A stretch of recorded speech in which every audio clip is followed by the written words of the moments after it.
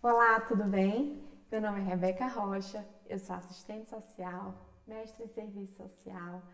No vídeo de hoje, a gente vai falar um pouquinho sobre o financiamento da Seguridade Social. Eu já gravei alguns vídeos aqui no canal, eu vou deixar até aqui no iCard para vocês acompanharem, falando um pouquinho sobre o que é a Seguridade Social, quais são os princípios da Seguridade Social. Você que está se preparando para concurso ou é estudante de serviço social e quer aprender um pouco mais sobre isso, vê lá os vídeos que são importantes você vê-los antes de discutir o financiamento da Seguridade Social, porque vai precisar de algumas informações que você já saiba de algumas informações para o que a gente vai falar aqui agora, tá? Mas é isso, se você quiser saber um pouquinho mais sobre o financiamento da Seguridade, o que é o fundo público, vem comigo, que é o que a gente vai falar agora no vídeo de hoje.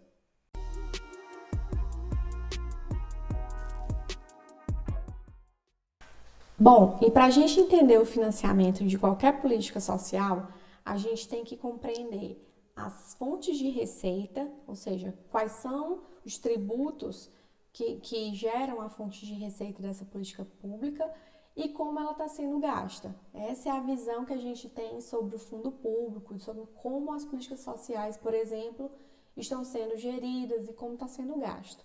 No caso da Seguridade Social, as fontes de receita, ou seja, as fontes de financiamento, está previsto no artigo 195 da Constituição Federal de 1988. Lá na Constituição, o Constituinte, quando foi pensar, em fontes, ele fez questão de colocar várias fontes, na Seguridade Social, justamente sendo coerente com o princípio que está previsto também no artigo 194 da diversidade da base de financiamento, para que no momento de crise, como que a gente está vivendo atualmente com o Covid-19, por exemplo, a Seguridade Social não fique abalada, porque, por exemplo, se houver uma diminuição muito grande do número de trabalhadores empregados de maneira formal, contribuindo para a Previdência Social, por exemplo, vai haver uma baixa de contribuição do trabalhador e do empregador, e aí haveria uma baixa total se fosse só essas duas fontes de contribuição. Então, as outras fontes, elas vêm nesse sentido, de tentar sempre suprir possíveis faltas que podem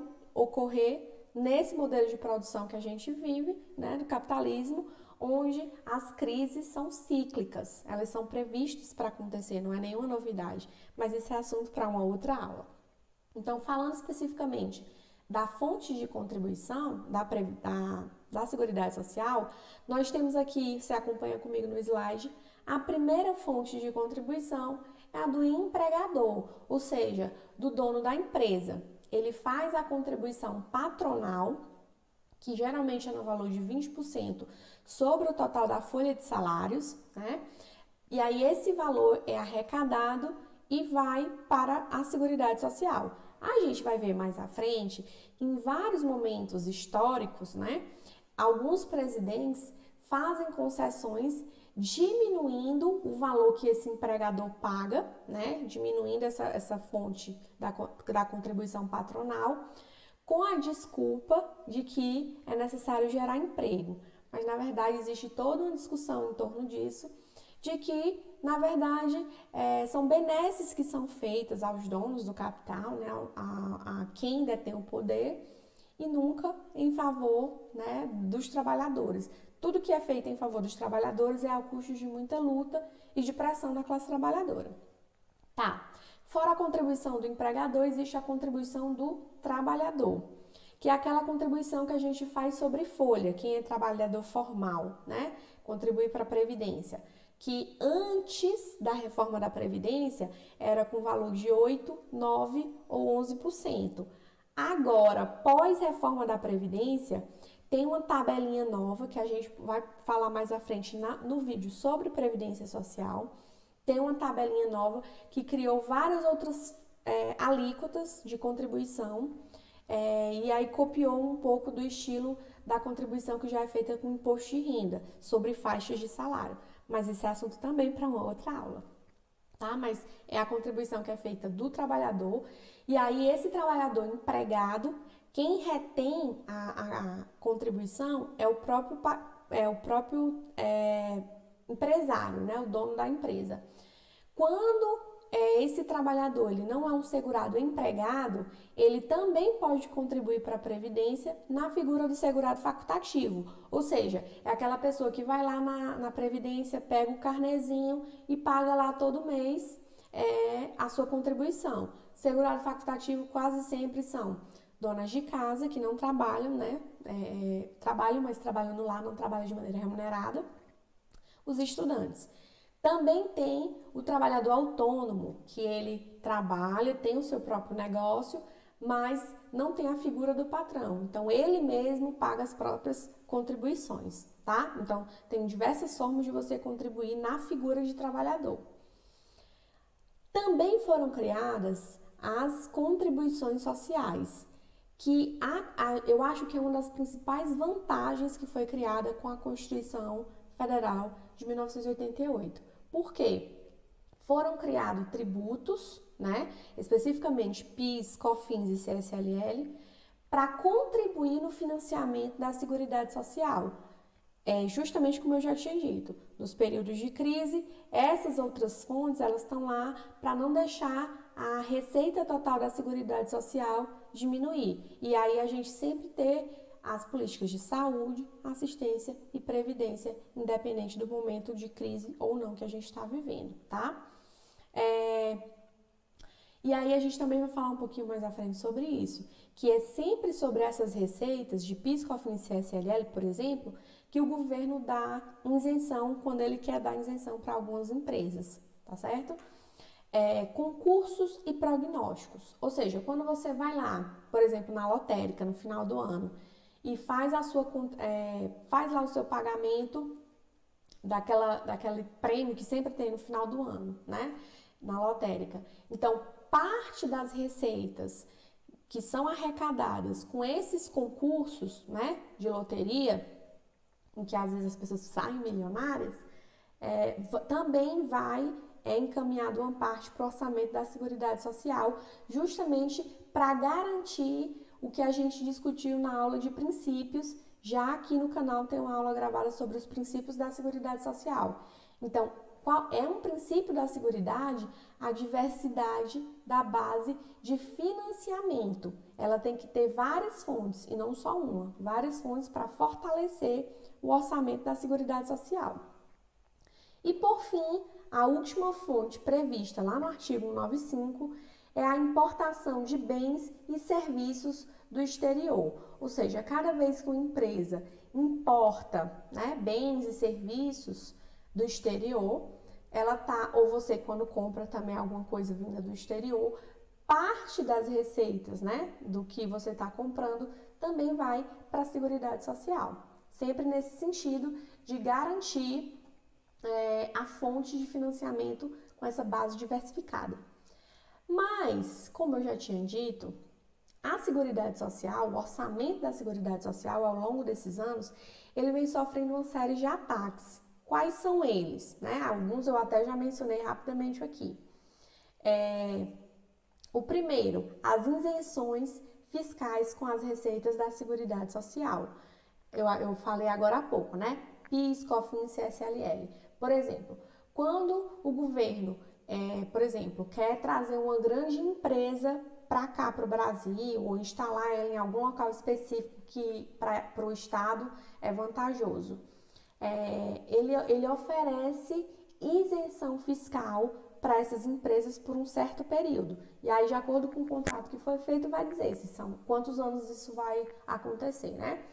Quase sempre essa isenção são das receitas da Seguridade, PIS, COFINS e CSLL, por exemplo. Poderia ser sobre o imposto de renda, que é um imposto que vai direto para a União, mas isso aí ninguém mexe, né? Então, é um ataque que é feito ao orçamento da Seguridade.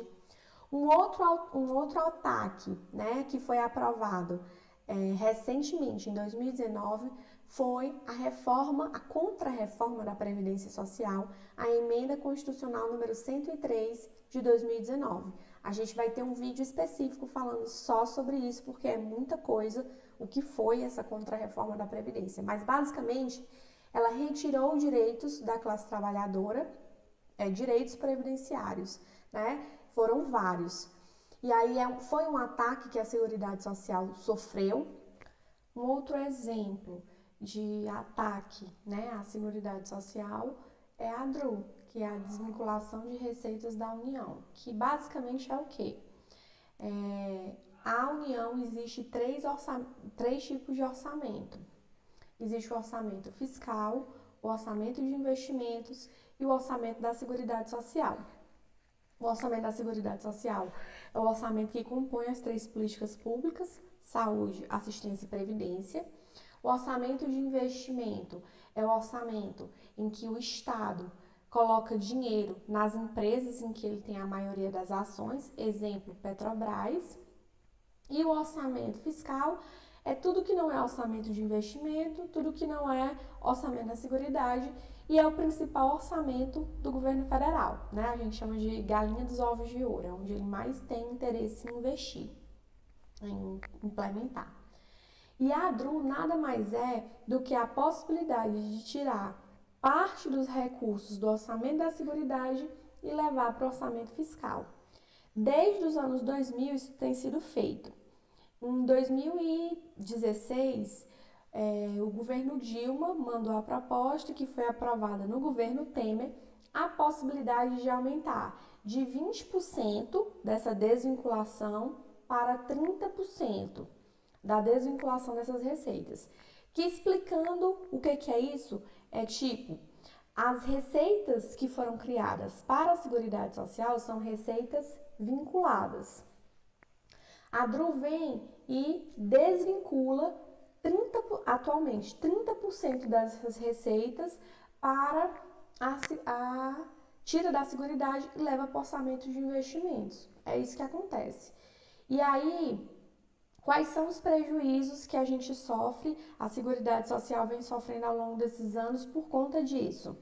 Bom, quando você chega num posto de saúde e não tem remédio, quando você vai num CRAS, por exemplo, e não tem cesta básica, não tem algum tipo de benefício eventual, tudo isso são ações em decorrência dessa economia, né? O governo poupa dinheiro para poder ter sobra de caixa e tirar parte desses recursos e levar para o orçamento fiscal. A gente sempre bateu muito nessa tecla, né, de como a DRU era danosa para a Seguridade Social. E aí o Paulo Guedes, sabendo, né, desses argumentos que a esquerda sempre utilizou em dizer, por exemplo, que não existia déficit da Previdência, porque a Previdência estava incluída no orçamento da Seguridade, que por sua vez era um orçamento superavitário, ao ponto de possibilitar, por exemplo, anualmente retirar 30% das suas receitas, né, da Seguridade para levar para o orçamento fiscal. Então, sabendo de tudo isso, o Paulo Guedes, na reforma da Previdência, que foi aprovada, né, a emenda constitucional número 103, ele modificou um princípio da Seguridade Social que fala, que a gente até já falou na aula de princípios, né, que falava o seguinte: era o princípio sexto, ele falava só da diversidade da base de financiamento da Seguridade. Agora, após a reforma, né, da Previdência, foi incluído que, além da diversidade da base de financiamento, agora a Seguridade vai ser analisada contabilmente falando, separada cada política pública. Vai ter receitas e despesas da Previdência, receitas e despesas da saúde e da assistência. Não vai ser mais analisada conjuntamente como sempre foi. E essa modificação ela é bem recente, foi agora em 2019, 2020 vai ser o primeiro ano em que tudo isso vai ser analisado de maneira separada. Justamente por isso, porque nós sempre falamos do quão danosa era a DRU, né, para a Seguridade Social, e aí o Paulo Guedes, no sentido de retirar esse argumento, ele modifica a forma de apresentação do orçamento da Seguridade, fazendo com que a DRU, por exemplo, perca um pouco da sua relevância, por isso que a gente coloca essa informação aqui. Um outro fator que faz com que a ADRU também perca um pouco da importância que ela já teve ao longo de todo esse tempo em que ela esteve em funcionamento, desde os anos 2000, ela vem só mudando de nome, mas já esse procedimento ele já existe desde os anos 2000, tá? Em 2016, o governo Temer aumentou de 20% para 30% essa desvinculação. Porém, quando a gente vai fazer a análise dos números, a partir de 2015, o orçamento da Seguridade, ele realmente tem uma baixa de receitas, e isso vem se perpetuando nos anos seguintes, e o valor que sobra no caixa não diminuiu muito, né? O superávit diminuiu muito, e a ADRU, ela hoje realmente tem perdido a relevância que ela já teve no passado, quando a Seguridade tinha um superávit muito grande, tá? Então, por vários motivos, alguns autores, inclusive a Vila Salvador, vem falando sobre isso. Um outro ataque, são vários ataques da Seguridade ao orçamento, né? Mas um outro ataque do orçamento da Seguridade foi a medida provisória número 905. Na verdade, foi uma tentativa de ataque, porque essa medida caducou, ela não foi para frente. Mas o governo, por exemplo, tentou aprovar a carteira verde e amarela, que caso tivesse sido aprovada durante 2 anos, que era o período de validade que ela iria valer, as pessoas que fossem contratadas na modalidade da carteira verde e amarela, o empregador, ou seja, o patrão, ele não pagaria para a Seguridade Social, para a Previdência, a contribuição patronal, né? E aí, para repor a ausência da contribuição patronal, o governo Bolsonaro teve a brilhante ideia de repor essa fonte de receita cobrando um valor a mais dos trabalhadores desempregados, né? Contribuição previdenciária dos trabalhadores desempregados no seu seguro-desemprego, o que é um absurdo. Então, essa medida chegou a ser aprovada na Câmara, mas não passou, né? Caducou, como era uma medida provisória, ela tinha que ser votada em tempo hábil, não foi votada e ela perdeu a sua validade em abril agora de 2020. Mas isso demonstra os ataques que vem sofrendo historicamente e que isso pode voltar, né? Em outros momentos, essas ideias podem voltar. Um ataque bem recente se deu dentro do orçamento de guerra, que foi aprovado agora no período da Covid-19, da pandemia. Eu vou tentar explicar rapidamente porque esse vídeo vai ficar longo demais, mas o orçamento de guerra, ele foi aprovado um orçamento paralelo ao orçamento de 2020 para possibilitar o governo federal gastar mais e superar, né, ele ia passar do teto. Então, para que ele não passasse do teto previsto, que eu vou já explicar, foi aprovado um orçamento extra. E dentro desse orçamento extra, que para os leigos pode parecer que é algo benéfico, possibilitando, por exemplo, o Estado poder gastar mais em ações de saúde por causa da pandemia, dentro do orçamento de guerra, o Senado deu aval para o Banco Central Brasileiro comprar títulos podres, né? Títulos da dívida pública. As ações iriam cair, essas pessoas que investiram no mercado financeiro, elas iriam ter um grande prejuízo. E aí, para evitar que esses grandes donos, né, do capital perdessem dinheiro, foi autorizado pelo Senado, agora, recente, que o Banco Central comprasse esses títulos, que a gente chama de título podre, porque você compra no valor de alta, mas na verdade o valor real dele já está muito abaixo, só para não dar prejuízo para quem vinha investindo nesses títulos, que eu não vou me detalhar muito nisso por conta do tempo, tá?